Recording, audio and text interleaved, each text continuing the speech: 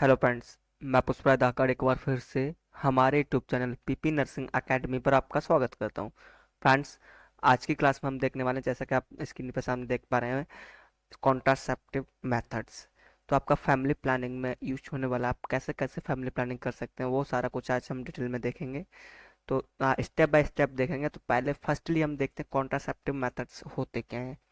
तो contraceptive methods का मतलब होता है ऐसा मेथड या ऐसा कोई भी प्रोटेक्टिव मेजर्स अपना रहे हैं, किसके लिए आप, टू प्रिवेंट प्रेगनेंसी। प्रेगनेंसी को कंसीव होने से रोकने के लिए कोई भी आप प्रोटेक्टिव मेजर्स आप परमानेंटली या टेम्परेली यूज करते हैं, उन्हें हम बोलते हैं कॉन्ट्रासेप्टिव मेथड्स। ओके। तो इसमें फर्स्टली हम इसकी डेफिनेशन की बात करेंगे। तो डेफिनेशन इसका क्या होगा बेटा?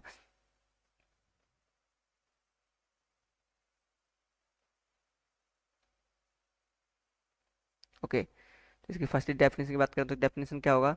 Contraceptive contraceptive includes includes all measures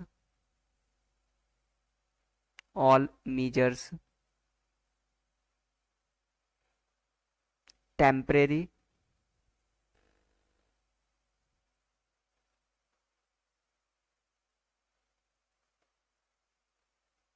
temporary और permanent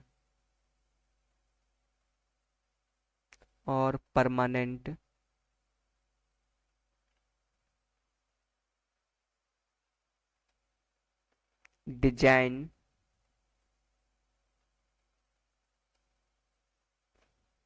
design to prevent pregnancy prevent pregnancy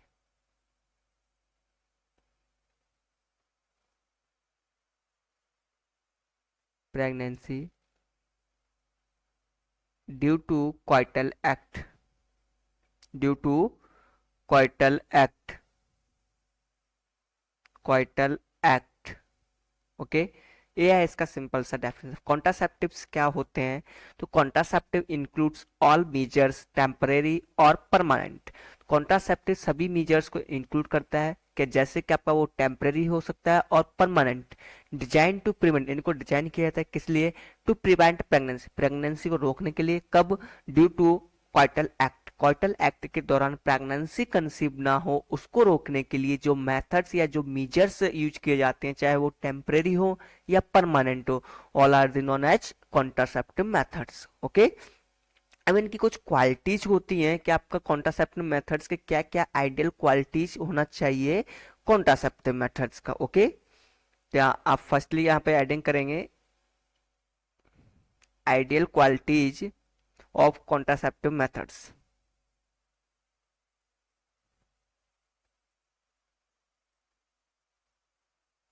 qualities of contraceptive methods.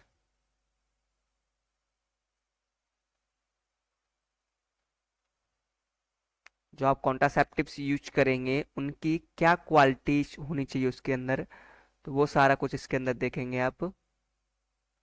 Okay. तो आपका क्या क्या क्वालिटीज होना चाहिए? फर्स्टली आप क्या सोचते हैं कि ये बिल्कुल आपका इफेक्टिवनेस हो, कि जो हम कॉन्ट्रासेप्टिव यूज कर रहे हैं वो इफेक्ट दिखाए। ऐसा नहीं कि हमारा पैसा या जो भी आप यूज किए हैं पैसा वेस्ट हो जाए या फिर आपका जो मटेरियल है वो वेस्ट हो जाए। तो आप क्या करेंगे? सबसे पहला वो कैसा होना चाहिए? इफेक्टिवनेस होना चाहिए।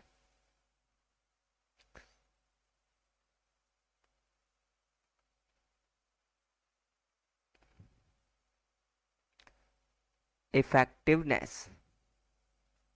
ओके। फर्स्टली आप क्या देखते हैं? इफेक्टिवनेस होना चाहिए।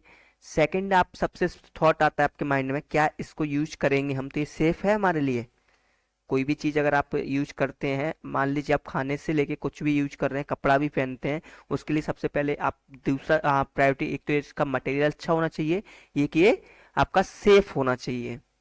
तो सेकंड क्वालिटी क्या हो जाएगा? ये सेफ है या नहीं है। ओके, सेफ होना चाहिए। थर्ड क्वालिटी क्या होना चाहिए? एक्स्ट्रा कॉन्ट्रासेप्टिव बेनिफिट्स भी इसके होना चाहिए। Extra contraceptive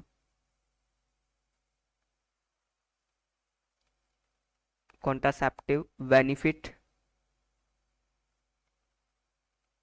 okay, next one is आपका ये कैसा होना चाहिए, एक्सेप्टिव होना चाहिए, हर कोई इसको एक्सेप्ट कर पाए,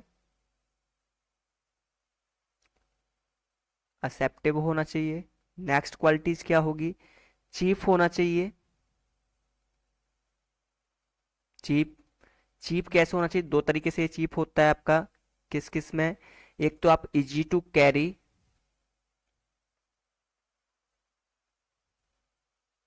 इजी टू कैरी यानी कि इसको आप कहीं भी जल्दी से परचेस कर पाए, यानी कितना महंगा ना हो पाए, कि जितना का आप परचेस ही ना कर पाए उतना महंगा नहीं होना चाहिए, और आप इजी टू कैरी कर सकें उसको। ओके, तो आपका फर्स्ट ये हो गया। नेक्स्ट है easy to use, easy to use. अब ऐसा नहीं है कि आपको कॉन्डोम पहनना है तो उसके लिए आपको क्या चाहिए, एक प्रोफेशनल की जरूरत पड़ती है, ऐसा नहीं होता है। तो आपको कॉन्ट्रासेप्टिव मेथड उसी पर्सन डिजाइन से बनाया जाता है बेटा, कि जिस को आप इजी मीन्स सस्ता के सस्ता खरीद सकते हैं और इजीली आप उसको यूज कर सकते हैं, आप खुद से यूज कर सकते हैं। इसलिए आप क्वालिटीज को रखा गया है, means cheap, cheap, easy to carry and easy to use. अगर आप वहीं आपको किसी को बताया जाए कि अरे आप ये कॉन्डोम लीजिए या कोई अदर मेथड्स लीजिए, आप इसको करने के लिए आपको एमबीबीएस से मिलना पड़ेगा या कोई अदर डॉक्टर्स या नर्स से मिलना पड़ेगा, वो आपको कैरी करवाएगी, उसके बाद में आप ये प्लानिंग कर सकते हैं, तो उसको कोई नहीं परचेज करेगा या कोई उसको अपनाएगा ही नहीं, तो यानी फैमिली प्लानिंग वेस्ट हो जाएगा। तो इसके लिए आप क्या कहें, क्या करोगे कि आप जो पेशेंट है या जो पर्सन है उसको जो ये चाहिए, हमें से उसको कॉन्ट्रासेप्टिव मेथड से यूज करना है, तो आप उसको उसके माइंड में दो तीन चीजें ऐसी आती हैं जो कि फर्स्ट फर्स्ट क्या आता है आपका, कि एक इफेक्टिवनेस, कि क्या मैं इसको यूज करूंगा तो ये काम करेगा, तो वो काम करना चाहिए, एक फर्स्ट क्वालिटी ये होना चाहिए। सेकंड, सेफ, क्या इसका यूज करना मेरे लिए सेफ है, कोई हार्मफुल तो नहीं है।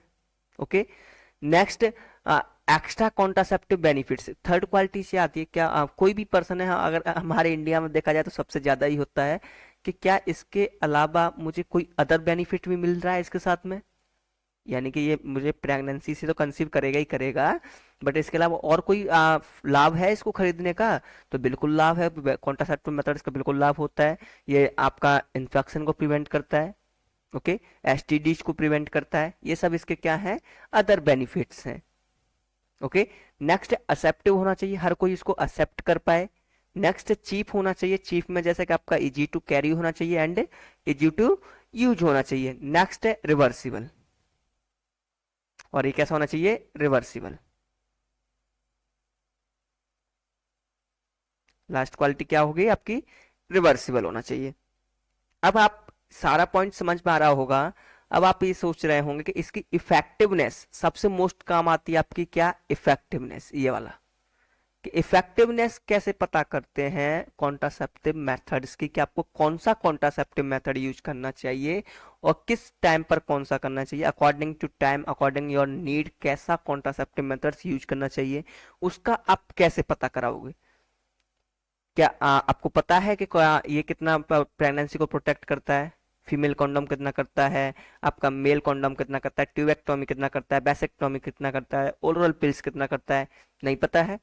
तो देखिए, आपका इसका पता करने के लिए आपके पास में एक इंडेक्स होता है, उसको बोलते हैं हम पर्ल इंडेक्स,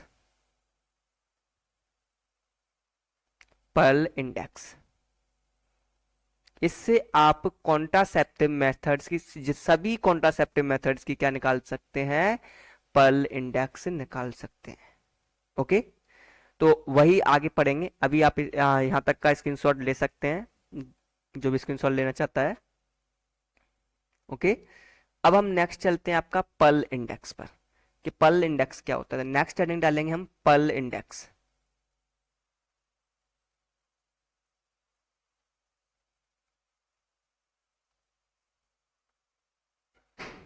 पर्ल इंडेक्स के बाद में क्या होगा, कमेंट, नेक्स्ट होगा पर्ल इंडेक्स। तो पर्ल इंडेक्स क्या होता है, तो पर्ल इंडेक्स एक यही है कि आपका फेलियर रेट दिखाता है किसका, जो कॉन्ट्रासेप्टिव मेथड्स आप यूज करेंगे उसका फेलियर रेट कितना है, तो आप उसकी वजह से उसका आप अनुमान लगा सकते हैं, उसका आइडियल लगा सकते हैं कि इसका इफेक्टिवनेस कितना है, ये कितना इफेक्टिव है। ओके, तो पर्ल इंडेक्स अगर हम देखें तो क्या होता है pearl index?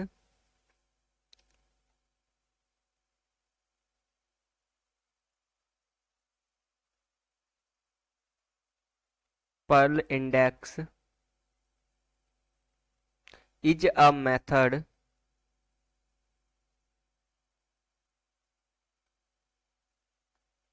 is a method to calculate the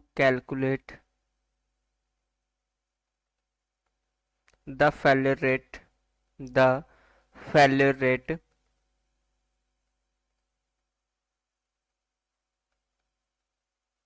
of any contraceptive method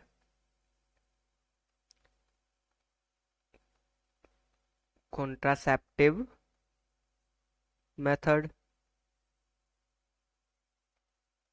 okay, contraceptive method का फेलियर रेट को दर्शाता है, वही क्या होता है आपका पर्ल इंडेक्स होता है। ओके, जो इसका ये शो कर रहा है कितना इफेक्टिव है या कितना फेलियर रेट है इसका।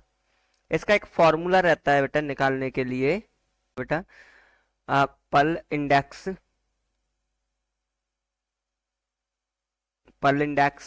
Equal to number of accidental pregnancies into 1200 upon number of client observation into months of use. Okay, तो आपके पास में कितनी एक्सीडेंटल प्रेगनेंसीज थी उसका आपको 1200 से मल्टीप्लाई कर देना है, और आप अपॉन में लिखेंगे नंबर ऑफ क्लाइंट ऑब्जर्व, आपने कितने क्लाइंट्स को ऑब्जर्व किया और कितने मंथ तक उन्होंने मेथड्स को यूज किया था, यानी कितने मंथ्स तक उन्होंने वो कॉन्ट्रासेप्टिव मेथड्स को यूज किया था। ओके, तो आपका इसका कैलकुलेशन निकालेंगे। मान लीजिए आपने क्या किया, 100 वुमेन्स को आपने 24 मंथ तक क्या करवाया, कॉन्ट्रासेप्टिव मेथड यूज करवाया। कोई कॉन्ट्रासेप्टिव मेथड लाइक कोई कॉन्ट्रासेप्टिव मेथड ले लीजिए, उसमें से अगर 20 एक्सीडेंटल प्रेगनेंसीज होती हैं तो आप इसका मल्टीप्लाई करोगे कितना, 1200 से। इसका जो कैलकुलेशन निकल के आएगा वो आएगा आपका 10। कितना पर्ल इंडेक्स आया, 10। तो किसी भी मेथड का आपको अगर पर्ल इंडेक्स आता है, क्या आता है, पर्ल इंडेक्स कितना आता है 10, तो आप वो यूजफुल है, यूज कर सकते हैं। ओके, यूजफुल है। और अगर पर्ल इंडेक्स कितना आता है 10 और 20, 10 और 20, ओके, तब आप उसको यूज करेंगे, बट थोड़ा सा उसमें सोचेंगे कि इसको यूज करना चाहिए या नहीं करना चाहिए, उसका 50% चांस रहता है। ओके, नेक्स्ट है पर्ल इंडेक्स आता है आपका कितना, मोर देन 20। कितना आ रहा है, मोर देन 20।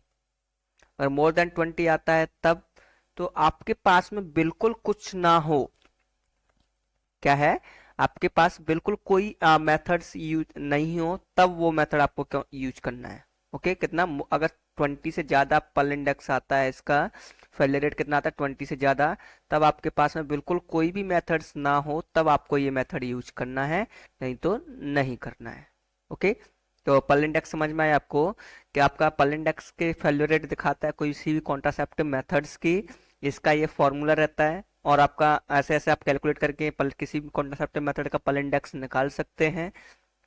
और पर्ल इंडेक्स अगर 10 है तब आप इसको बिल्कुल यूज कर सकते हैं, 10 से 20 के बीच में है तो थोड़ा सा 50% चांस रहते हैं, और आप सोच समझ के यार इसको यूज कर सकते हैं। ओके, बस थोड़ा ध्यान रखना होगा, अगर आप 20 से ज्यादा पर्ल इंडेक्स आता है किसी का, तो आपको वो यूज नहीं करना है, और यूज करना है तो कब करना है, जब आपके पास में कोई अदर मेथड्स या कोई अदर ऑप्शंस नहीं है तब। ओके, इतना समझ में आया।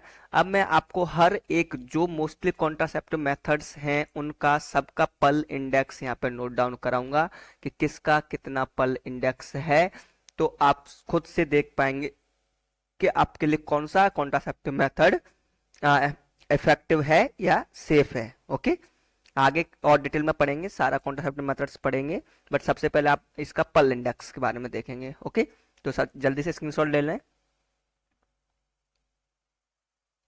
ओके, चलिए, तो पर्ल इंडेक्स नेक्स्ट देखते हैं हम क्या है इसका मेथड्स। ओके, अगर नो मेथड यूज, फर्स्टली आप पर्ल इंडेक्स देखें, नॉर्मल फंड इंडेक्स कितना है, पर्ल इंडेक्स। ओके,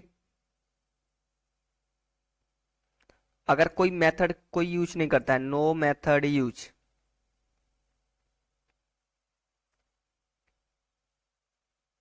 तो कितना जाएगा pearl index, 85 women per year. Okay, pearl index कितना हुआ, 85। अगर कोई 100 वुमेन्स में से कोई भी वुमेन अगर कॉन्ट्रासेप्टिव मेथड्स यूज नहीं करती है तो एक साल में 85 वुमेन प्रेग्नेंट हो सकती हैं। ओके, नेक्स्ट है लैक्टेटिंग फीमेल। लैक्टेटिंग फीमेल, सबको पता है लैक्टेटिंग फीमेल क्या होता है, ऐसी मदर जो अपने बच्चों को दूध पिलाती है आफ्टर डिलीवरी। ओके, उन्हीं को बोलते हैं लैक्टेटिंग, यानी ब्रेस्ट फीडिंग करा रही है फीमेल। ब्रेस्ट फीडिंग कराते हुए मेस्ट्रुअल साइकिल अब्सेंट रहता है। ओके, तो बाय द फिजियोलॉजिकल रीजन की वजह से, इसमें पैथोलॉजिकल रीजन नहीं रहते हैं, फिजियोलॉजिकल एमनोरिया रहता है इसमें, तो आपका वो भी सेकेंडरी फिजियोलॉजिकल एमनोरिया रहता है। तो आपका लैक्टेटिंग के टाइम पर मेस्ट्रुअल साइकिल नहीं आता है, तो अब मोस्टली कितना 98% फीमेल्स में मेस्ट्रुअल साइकिल नहीं आता, सिर्फ 2% फीमेल में आता है। तो आपका जो इसका पर्ल इंडेक्स होगा वो कितना होगा लैक्टेटिंग मदर का, 2 फीमेल पर ईयर। 2 वुमेन एक साल में प्रेग्नेंट हो सकती हैं by the accidentally, by the hormonal abnormalities. Okay, नहीं तो लैक्टेटिंग मदर प्रेग्नेंट नहीं होती है। नेक्स्ट है रिदम मेथड।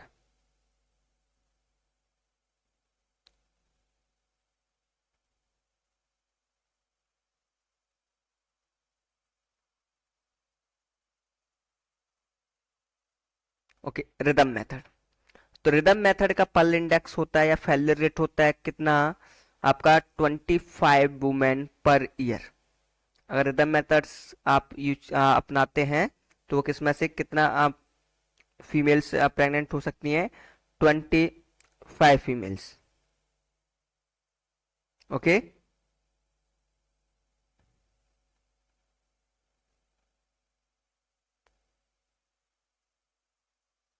रिदम मेथड का मतलब होता है आपका कि मेंस्ट्रुअल साइकिल के टाइम को अवॉइड करके, जिस टाइम पर ओवुलेशन होता है, इसका मतलब है कि by which sexual intercourse is restricted to the times of women's menstrual cycle when ovulation is least likely to occur. आप इसमें क्या करते हैं, जो साइकिल रहता है, अगर ये साइकिल है तो इसमें ऐसे 1 2 3 4 5 6 7 8 9 10 11 12 13 14 15 16 17 18 19, अच्छा कम पड़ेगा 1 सेकेंड,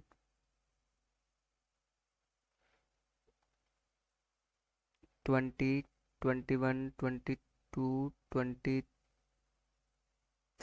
24 25 26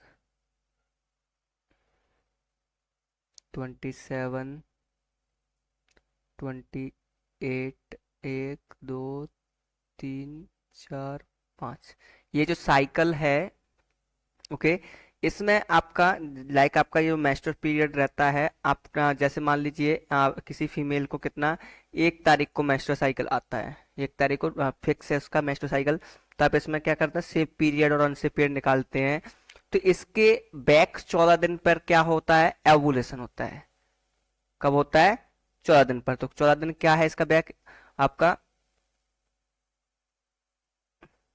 1 2 3 4 5 6 7 8 9 10 11 12 13 14। तो इस पीरियड में अगर कोई ये सेक्स नहीं करता है, इंटरकोर्स नहीं करता है इस पीरियड में, तो वो पीरियड सेफ पीरियड है। ओके, ये पीरियड क्या है, अनसेफ पीरियड। अगर इसमें आप इंटरकोर्स नहीं करते हैं तो उसको बोलते हैं हम रिदम मेथड। और रिदम मेथड अपनाते हैं, जो कोई पेशेंट रिदम मेथड से यूज करते हैं उस पर चलता है, तो उसमें से आपका 25 फेलियर रेट है इसका। तो एक साल में 25 वुमेन्स क्या हो सकती है, प्रेग्नेंट हो सकती हैं। ओके, नेक्स्ट होता है withdrawal method. Withdrawal method,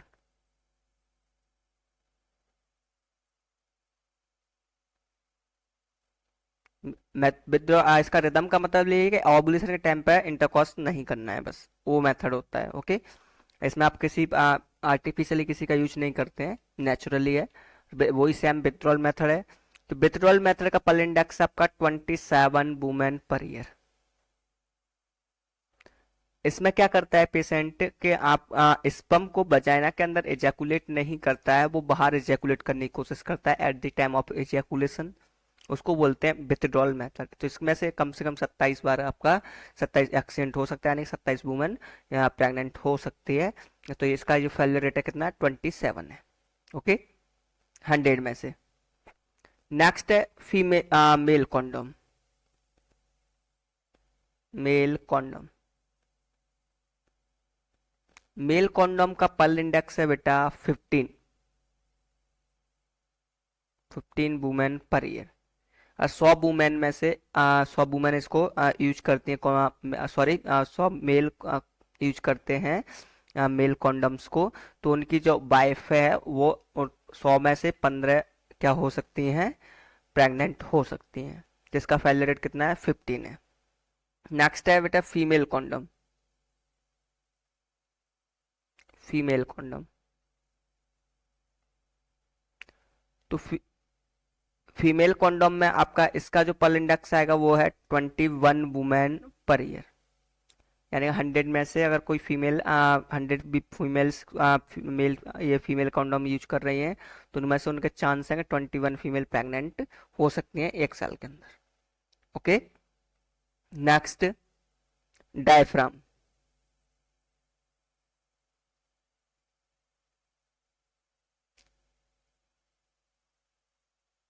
diaphragm, इसकी पर्ल इंडेक्स होती है डायफ्राम की 16 women per year. Okay, next आता है बेटा pop, POP, progesterone only pills.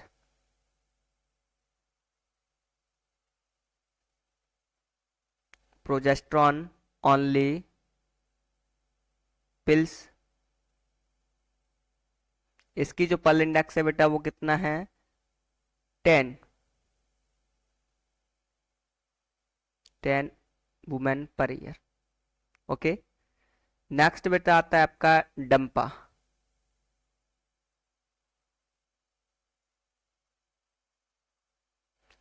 Dampa का पर्ल इंडेक्स होता है बेटा, कितना होता है इसका, डंपा का होता है 0.3। कितना होता है बेटा इसका, डंपा का 0.3 पर्ल इंडेक्स होता है। ओके,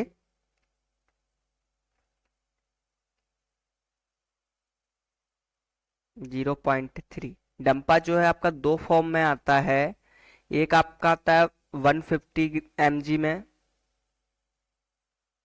150 mg में आता है, जो कि आपका यूज रहता है कितना, 3 मंथ के लिए। ये इंजेक्टेबल रहता है, इसका इंजेक्शन लगा दिया जाता है, तो ये कितना 3 मंथ्स के लिए वैलिड रहता है, एक्टिंग में रहता है। एक होता है आपका बेटा 300 mg का, तो ये तो आपका दो गुना है, डबल है, तो डबल इफेक्ट कराएगा, यानी कि 6 मंथ के लिए। ओके, ये हो जाएगा आपका कितना, 6 मंथ के लिए।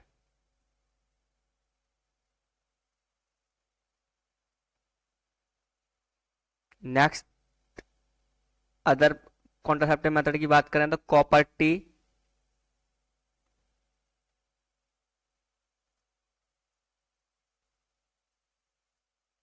ओके, नेक्स्ट कॉन्ट्रासेप्टिव मेथड की बात करें तो कॉपर टी।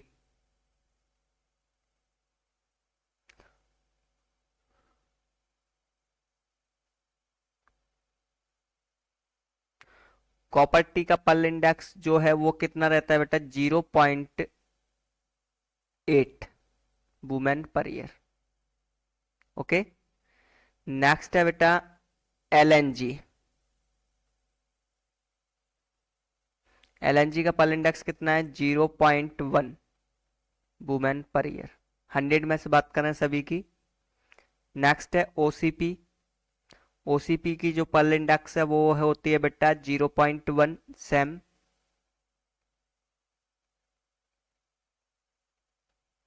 नेक्स्ट है बेटा ट्यूबेक्टोमी।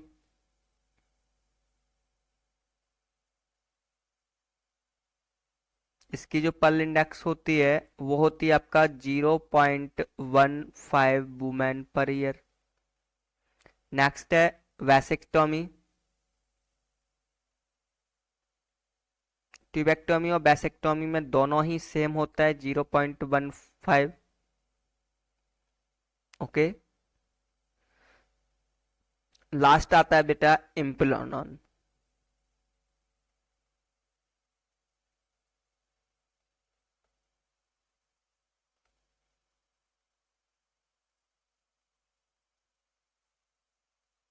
इम्प्लानॉन इसका सबसे कम रहता है।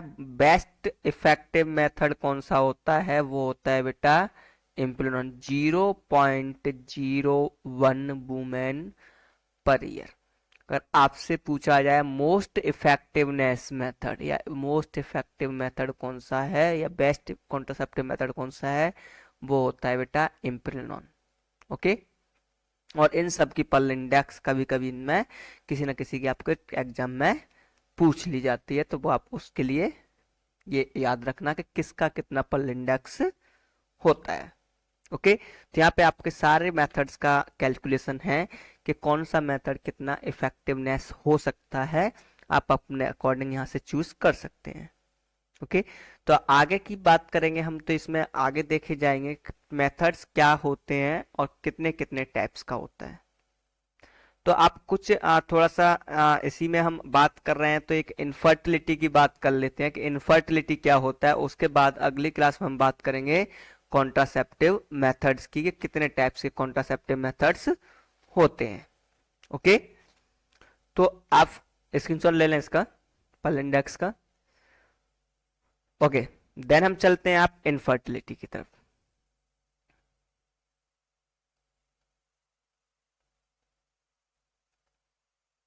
हल्का सा बात करें, थोड़ा सा डिस्कस कर लेते हैं इस पर कि इनफर्टिलिटी क्या है। Ability to conceive pregnancy means patient जो फीमेल है वो इनेबल हो जाए, enable to conceive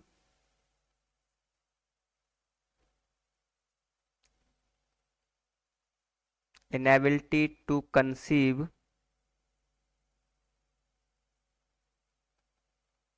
pregnancy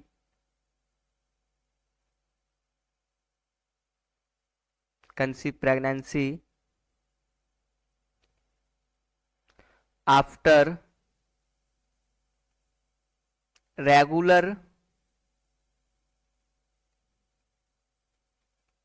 regular in the sense 2 time of week, एक वीक में 2 बार, 2 time of week, coital act,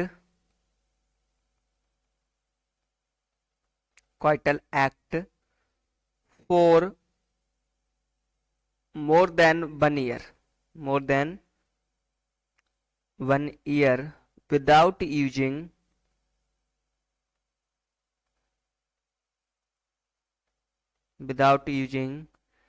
any contraceptive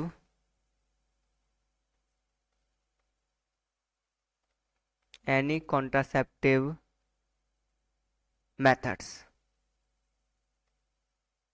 okay, आप फर्टिलिटी कब कहेंगे? जब कोई कपल्स लगातार 1 साल तक, ध्यान देना, जब कोई कपल्स लगातार 1 साल तक आ, 1 सप्ताह में कम से कम 2 बार अगर क्वाइटल एक्ट करता है, वो भी without any use of contraceptive methods, तब भी अगर वो फीमेल प्रेग्नेंट नहीं होती है यानी प्रेगनेंसी कंसीव नहीं करती है, तब उनमें बोलते हैं कि इनफर्टिलिटी है, तब क्या बोलेंगे, it's known as infertility. Okay, वही चीज लिखिए, inability to conceive pregnancy after regular 2 times of week coital act for more than 1 year without using any contraceptive methods, or known as आपका इनफर्टिलिटी।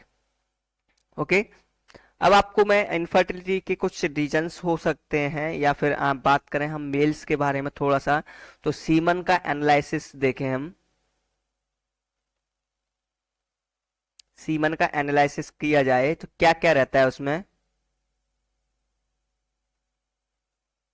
सीमन का analysis किया जाएगा तो उसके अंदर वॉल्यूम रहता है वो, और वॉल्यूम की बात की जाए तो वो रहता है आपका 2 ml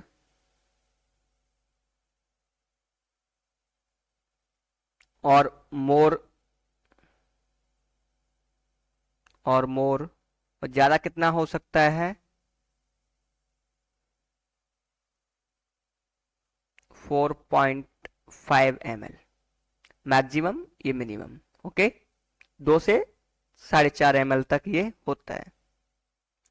इसके अंदर स्पर्म काउंट कितना रहता है, स्पर्म काउंट, स्पर्म काउंट रहता है आपका 20 million per ml। Okay, but according to WHO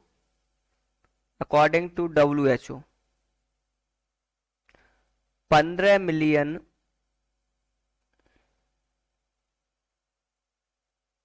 होते हैं 1 ml में। कहां पर, हमारे इंडिया में। ओके, नॉर्मली देखा जाता है कि 20, अगर ऑल ओवर वर्ल्ड की बात करें हम तो 20 मिलियन 1 ml में होता है स्पर्म। ओके, बट अगर हम इंडिया की बात करें तो अकॉर्डिंग टू WHO 15 मिलियन होता है। ओके,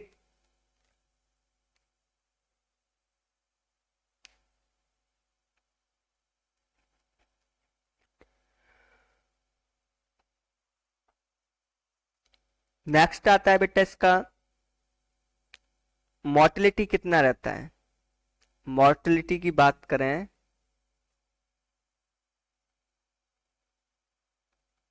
मोर्टेलिटी तो मोर्टेलिटी रहता है आपका 50%, 50%। और इसमें WBC कितना रहता है बेटा, WBC रहता है स्पर्म में less than 1 million per ml। Okay, ये सब क्या है, आपके स्पर्म का एनालिसिस है। क्या है बेटा, ये स्पर्म का एनालिसिस है। और इसका मॉर्फोलॉजी अगर देखी जाए,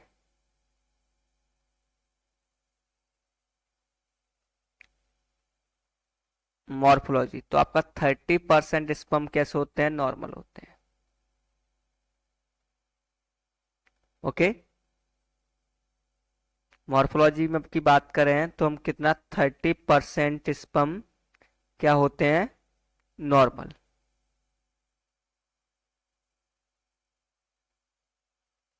आया समझ में।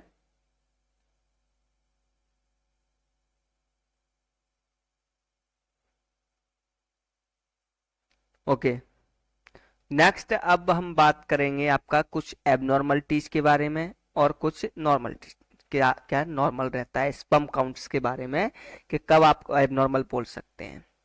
ओके, इसी में इनफर्टिलिटी में ही बात करेंगे नेक्स्ट। तो आप अगर एक टर्मिनोलॉजी की बात करते हैं, हम छोटा सा टर्मिनोलॉजी लेते हैं। ओके, नॉर्मो जू स्पर्मिया, फर्स्ट है नॉर्मो जू स्पर्मिया।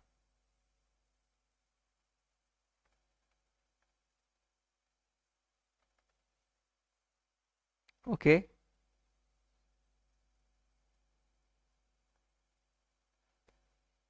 नॉर्मो जू स्पर्मिया क्या होता है, नॉर्मल काउंट ऑफ स्पर्म। इसका मतलब क्या है, नॉर्मल काउंट ऑफ स्पर्म। और कितना होता है ये, 20 million per ml। Okay. Second abnormality की बात करेंगे हम, तो वो होता है ओलिगोस्पर्मिया। ओलिगोस्पर्मिया। ओलिगोस्पर्मिया क्या होता है बेटा, sperm is less than, sperm is less than 20 million per ml। Okay. But according to WHO 15 less than 15 million per ml। तो अकॉर्डिंग टू WHO इंडियंस में कितना, 15 ml ही होता है, 50 million. Okay, 50 million per ml। Next बात करें बेटा हम,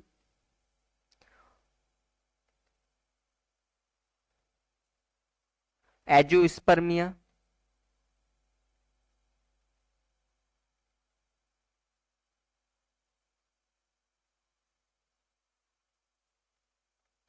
एजोस्पर्मिया, तो एजोस्पर्मिया क्या होता है, absence of sperm in semen,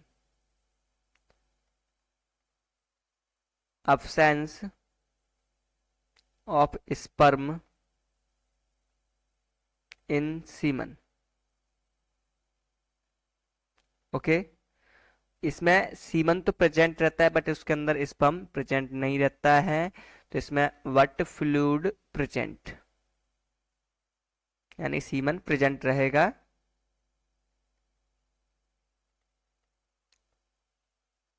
but fluid is present. Okay. Next last terminology देखेंगे हम, क्या, एस्पर्मिया।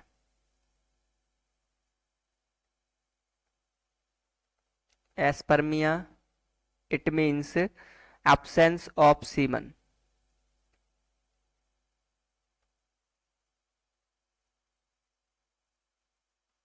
absence of semen, इसके अंदर फ्लूइड प्रेजेंट नहीं रहता है, उसको बोलते हैं एस्पर्मिया।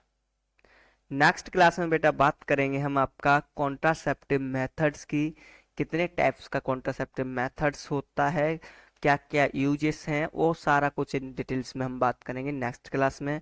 आज के लिए इतना काफ़ी है। आई होप आपको क्लास समझ में आया होगा कि कॉन्ट्रासेप्टिव क्या होते हैं, इनका आपका क्वालिटीज क्या है, यानी कि इसका क्वालिटीज क्या होना चाहिए। नेक्स्ट इसका पर्ल इंडेक्स कैसे निकालते हैं, कैसे क्या इफेक्टिवनेस होता है, वो सारा कुछ आप आज की क्लास में समझ गए होंगे। नेक्स्ट क्लास में हम डिफरेंट डिफरेंट टाइप्स के कॉन्ट्रासेप्टिव मेथड्स को डील करेंगे। ओके गाइस, तो आप क्या शेयर कर दें अपने फ्रेंड्स के साथ में। Okay, thank you, wish you all the best.